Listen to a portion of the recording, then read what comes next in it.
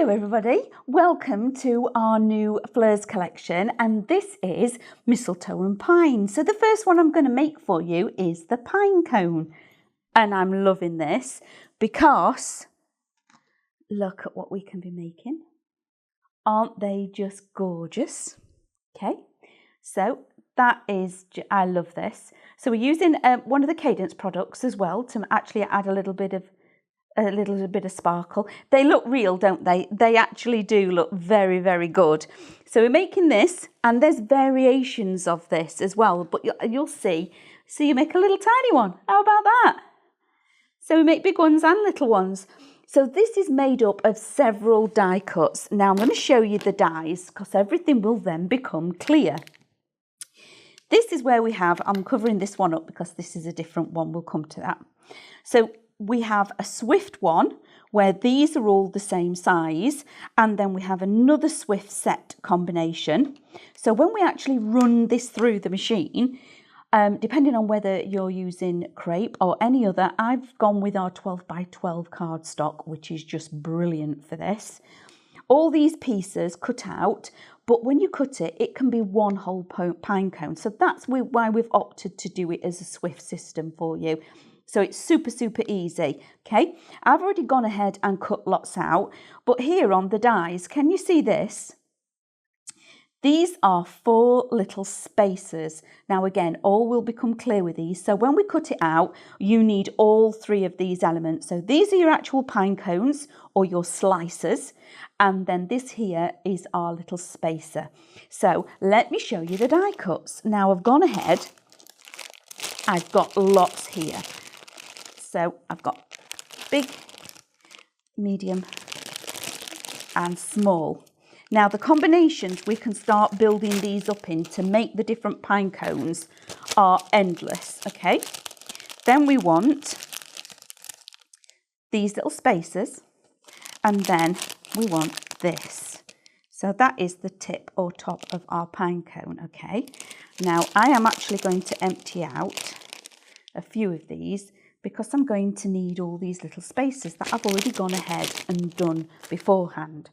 So to make the pine cones, like I've said, we can have them like this. So I've started out with the small ones, gone to the bigger ones, and only gone medium. So that's one way. We can use all just small to make a little teeny weeny one, which is again brilliant. And then we can go that we start off with the small. You see it's a little bit more egg-shaped, and then we've gone back to the small at the bottom. So now we're making lots of variations of our pine cone. So we're in control of what these look like.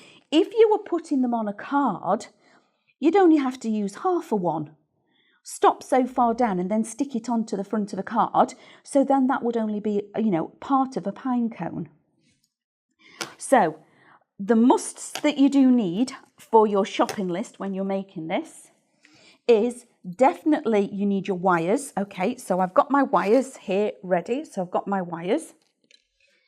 But we'll put everything in the description of the video, so you'll see the shopping list, okay? And you might want to, this tool isn't a necessity. This is a little quilling tool, but you can do the same thing with tweezers to get these little spacers.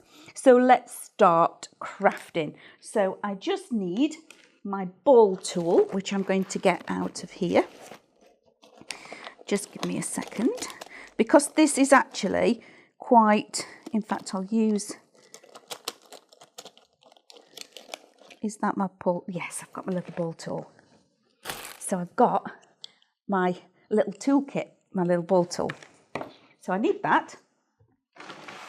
It's our fabulous Craftmaster tool, and I need a little bit of sponge for this. Okay, so to start off with, I've cut these in 2. So all these that I've cut, I've folded our Craftmaster 12 by 12 cardstock in half. So I've got a 12-inch rectangle by 6. Okay, so all I did was folded it in half. I laid these on my mat like this, and I popped that in there so I wasn't wasting any space. And out of one 12-inch piece, doubled up, you can cut 2 of these as they are, and then a third one just of this. That's how much you can get out of a 12 by 12 sheet, okay? So I went ahead and did that. So all I'm going to do is add a little bit of a curve on here. And then using this or using your tweezers, you can shape like this, go along. But I like to just pop on there and curl, okay? Then release it. And that is the tip. Okay, so again, using my ball tool, going from tip to base, because if you go the other way, it doesn't actually shape anything. This way, you're breaking the actual card. So you can use it with tweezers. So I can grab hold of that and just twizzle, like so. Release. So I can use just my tweezers to create the end, or I can use one of these little quilling tools. So now what we're going to do is pop this onto the end of our wire, because this is the piece that's right on the tip of our lovely little pine cone. So I have been using hot glue for this. Okay, a little bit on there. Pop the wire in, like so, and I'm just going to let that set. Just going to squeeze that so it attaches to the wire. That's better. So I'm just going to leave that a second so it sets. Now we can go on to building what our actual pine cone is going to look like. Now I've chosen 2 different colourways here. It doesn't matter whether you go for a solid colour all the way through, you mix your colourways up. This one is a little bit lighter. And on each one, you're just going to add a little bit of shape. And then if you look, you've got this lovely little fold. I'm just going to pinch and put a crease in all of these, okay? So how I've made mine, I know that I want 2 of these for right at the top. So I've got 1 of the top pieces. Now swap over, pinch again all the way round.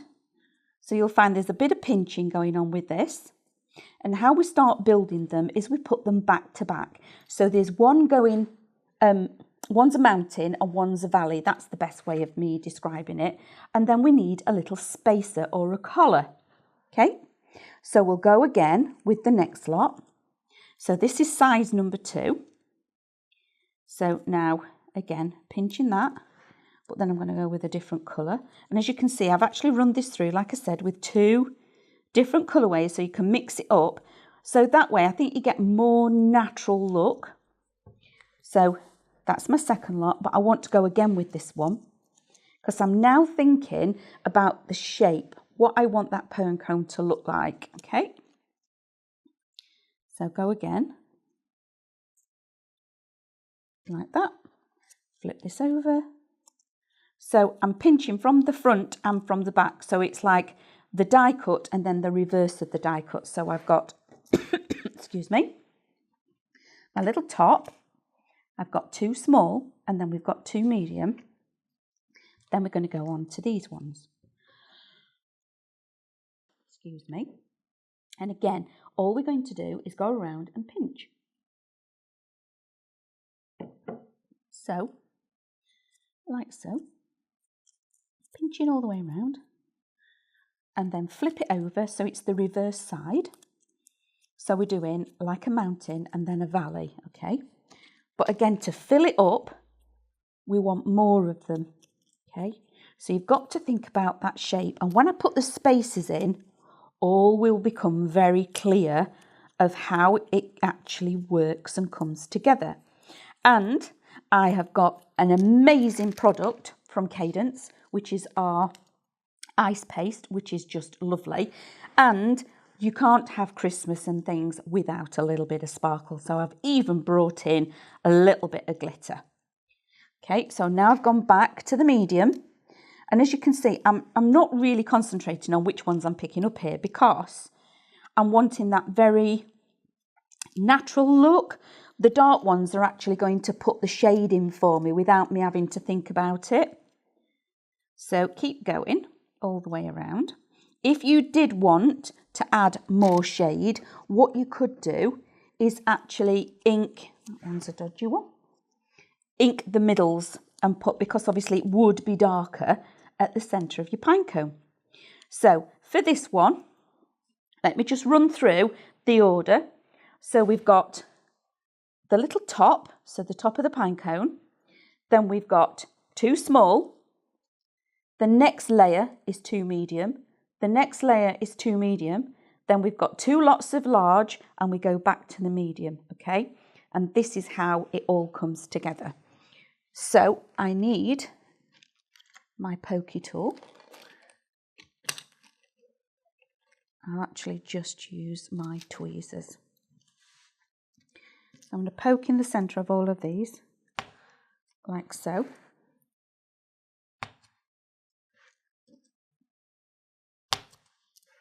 So I'm going to poke them all so they're all done, like this. And you can do this with tweezers, with your pokey tool, with whatever you know, if you've got a sharp pencil, if need be, that would also work. But I keep them all in some kind of order. So when I start building them, what I've tended to do is I have a whole, you know, your takeaway boxes. I know we've all got plenty of those about. When you've got your takeaway boxes, I do this, have lots of the different sizes pre-pinched, let's say, and then it's easy for me to work. So what I'm going to do now is put on a small one, slide it all the way to the end, okay? Tiny little bit of hot glue, push it to the end so it touches the hot glue, and then squeeze it and pinch it, okay? So I'm nesting that around that top pinched piece. This one, these are pointing down, so this one has got to go the opposite way. Okay, so feed that through onto the wire. Tiny little bit of glue, like so. And then when you come to do this piece, you need to offset it like we do with the petals. So I've turned that round, so there is a pine cone piece in between 2 pine cone pieces. And again, pinch that up. And this is where these little collars come in. So the little tiny collars, either again with your tweezers or one of these little tools, is you just twist that round, nice and tight, let it go and take it off. And you get these lovely little collars, spacers. So now I'm just going to pop that onto my wire. Add a little bit of glue there, slide the collar into place, hold it for a second and let it set, okay? So these become really quick to build. I'm just going to chop some of this wire down so I don't have all of this wire to play with, like so. So now we've got that collar in place, we go to the second size, and when it was facing down to start off with, that's what we start with again. So we're doing exactly the same. Again, pop that on there, and because that one was facing the V is a mountain, the next one has to be a valley. Okay, pop that on there, then it's a collar. So we pop the collar on, and then again we have a mountain. And when you've actually done a few of these, it gets quite quickly to build because, and again, I'm offsetting those petals. Remember those little slices, I'm moving them along. So now this is a valley one. So all my little pinches are valleys, not mountains. When I put it on, I'm moving it round so they're opposite each other. So one is in between the other. Then we're going to pop on another little collar, like so. Slide that on there. So the first one is the mountain. A little bit of glue. Again, slide that so it fits, and I'll get rid of all my stringy pieces in a minute. Turn the next one over because that's a valley. Put my glue on there. Make sure it's in the middle, like so. Then we need another little collar. So how it ends up being is that it's a collar and then two pieces, and two pieces of the same one, okay? So these could have all been the small size if I'd have wanted that right from the beginning, and we would have ended up with a little tiny pine cone rather than the bigger one that we've got going on now. So alternating each one, mountain, valley, and each layer I'm making sure that I've got two pieces, okay, of the same one. And then as you start decreasing, if you wanted to, on the one I've just put on there, instead of putting two larger ones, by bringing it down, by making it a different shape, starting to shape it, maybe take this one off and put a smaller one on, a medium instead, and you'll get a different look again. And there's many ways of actually using this. I've had a little bit of fun also turning these into flowers, which I will show you the finished results, but that is going to be a video again when we come to do our flower class. So then that is a mountain, like so. There we go.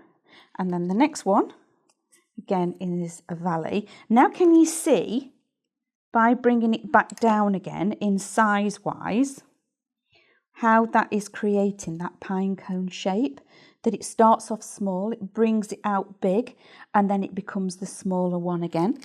So we need another little collar on here, like so. And it's the smallest amount of hot glue that you need to actually build these. You don't need a lot on here at all. Tiny little bead. And again, I'm looking and moving it to make sure that I'm getting it in the right place, twisting it round so we're offset.